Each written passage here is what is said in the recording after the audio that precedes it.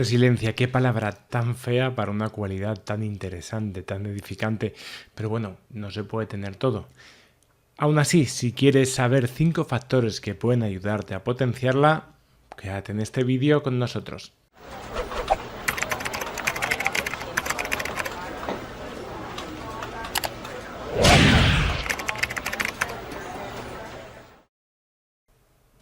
Bueno, vamos a entender resiliencia como la capacidad humana para poder sobreponernos, adaptarnos y a veces incluso superar las adversidades. Esto no implica no sufrir, no implica no pasar dolor, pero sí que es cierto que algunas personas pueden hacer que, esa experiencia negativa de alguna manera revierta en forma de un efecto positivo hacia su persona, bueno, pues porque bien han podido aprender cosas, actitudes, formas de enfrentarse a la vida, etcétera, etcétera.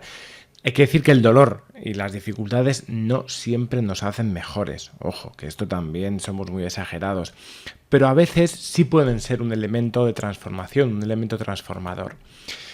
Cuidado de todas formas con el exceso de resiliencia. Vivimos en una época también con un, creo, excesivo énfasis en las emociones positivas. Parece que hay unas emociones positivas que se han de sentir todo el rato. Parece ser casi obligatorio tener que sentir esas emociones y parece que hay otras que están denostadas, están denigradas, se califican incluso como emociones negativas, cuando hay que entender que las emociones son motores que nos van a ayudar a gestionar mejor nuestra vida, ¿de acuerdo? Y tanto las que se llaman positivas como negativas.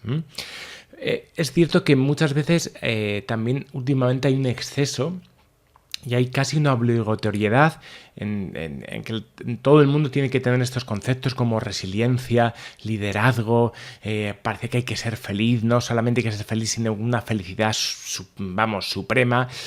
Y no creo que la cosa vaya por ahí. Es decir, no es obligatorio ser feliz, tampoco es obligatorio ser resiliente. Otra cosa es que vamos a intentar entender que la resiliencia no es algo con lo que se nace, sino que se puede aprender y son actitudes que tienen que ver con, cambiar determinados mecanismos a nivel cognitivo que nos puedan ayudar. Y por último, y yo creo que esto es importante, una actitud positiva no garantiza nada. Es decir, la gente... También vivimos una época en la que parece que siendo positivo vas a traer dinero, te vas a curar del cáncer, vas a hacer... No hay estudios que estén demostrando esto. Es cierto que a lo mejor, pues puedes llevar mejor, imaginaros en el caso de la quimio, pues eso, sea en el caso del cáncer una quimio, o puedes tener una actitud positiva con respecto, pero eso no significa que te vayas a curar por ser positivo, ¿vale? Entonces, entendamos que hay muchos conceptos muy exagerados con respecto a factores como los que estamos hablando de la resiliencia, pero bueno, dicho esto, como son actitudes que quizá podemos aprender, vamos con ellas, vamos con 5 factores que podrían ayudarnos a potenciar esa resiliencia. Primera, entender que el cambio es inevitable. La aceptación de que la vida es un continuo cambio, que no todo en la vida es estable, sino que va cambiando y hay que entender que lo que hoy parece que es estable, una certeza absoluta, puede que mañana no lo sea. Los dinosaurios estuvieron durante muchísimo tiempo gobernando o siendo los reyes de la creación, pero pareció que estaban sobreadaptados y 2 o 3 factores hicieron que miles y millones de años de evolución de repente no les asegurase la supervivencia.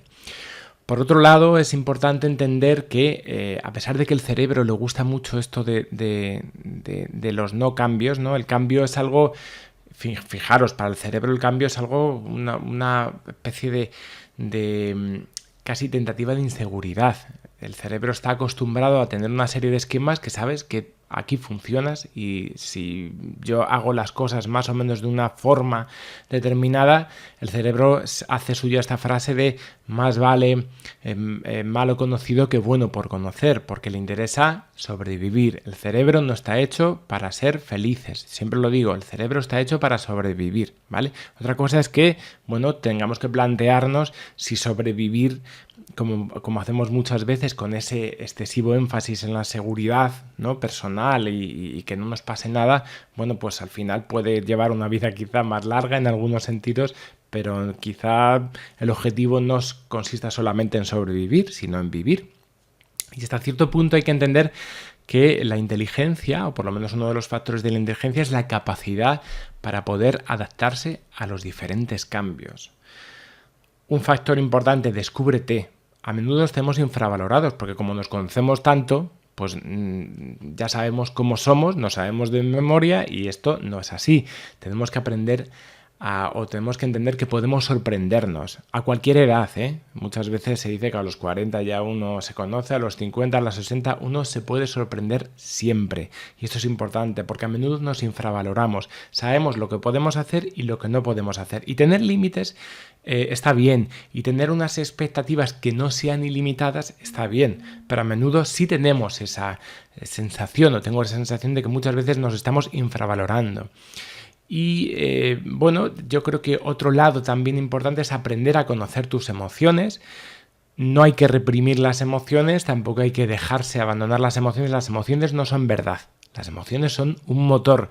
Y bueno, pues hay que entender y hay que aprender a conocerlas, porque las emociones es algo que nos da mucho miedo. Muchas veces generamos miedo a nuestras propias emociones. Por ejemplo, aquí vemos mucho el miedo al miedo, ¿vale? Porque bueno, el miedo parece una emoción que va a ser infinita, que no vamos a poder soportar, que no vamos a poderla resistir, cuando en realidad es una emoción como todas. Tiene un principio, un nudo, un desenlace, un final, una subida, una bajada, un ciclo, ¿vale? Hay que aprender un poco a entender eso.